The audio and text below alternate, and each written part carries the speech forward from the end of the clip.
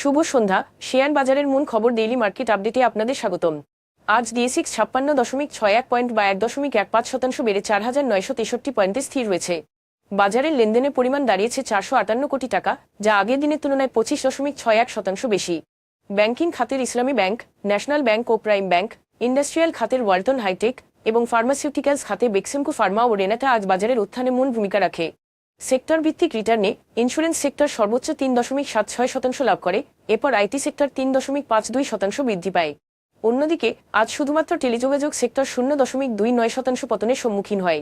আজকের শীর্ষ করিডর বৃদ্ধি পাওয়া কোম্পানিগুলোর মধ্যে 5টি ইন্ডাস্ট্রিয়াল এবং 4টি টেক্সটাইল খাতের কোম্পানি ছিল। উসমানিয়া গ্লাসশিট ফ্যাক্টরি, স্ট্যান্ডার্ড ইন্স্যুরেন্স এবং জুট স্পিনার্সের শেয়ারের সর্বোচ্চ দর বৃদ্ধি পায়।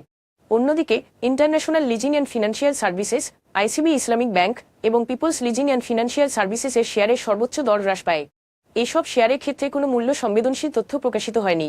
গত 3 মাসের গড় লেনদেনের তুলনায় national tea company, Atlas Bangladesh এবং রেনুইট যোগেশ্বর অ্যান্ড কো বিডি এর লেনদেনের পরিমাণ আজ উল্লেখযোগ্যভাবে বেড়েছে।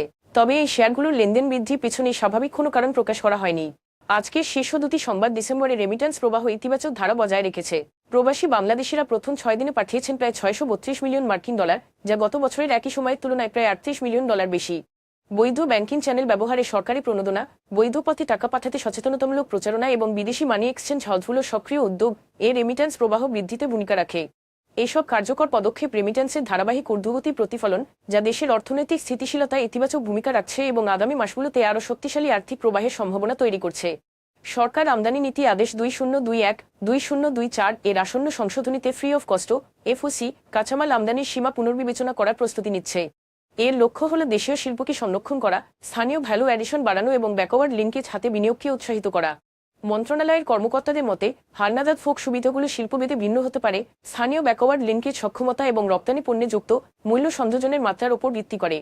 প্রস্তাবগুলো শীঘ্রই উপদেষ্টা বোর্ডের সামনে উপস্থাপিত হওয়ার কথা, যা আরও শক্তিশালী ও স্বনির্ভর শিল্প পরিবেশ গড়ে তোলার গুরুত্বপূর্ণ পদক্ষেপ হিসেবে বিবেচিত হচ্ছে। আজ এ পর্যন্তই, ধন্যবাদ।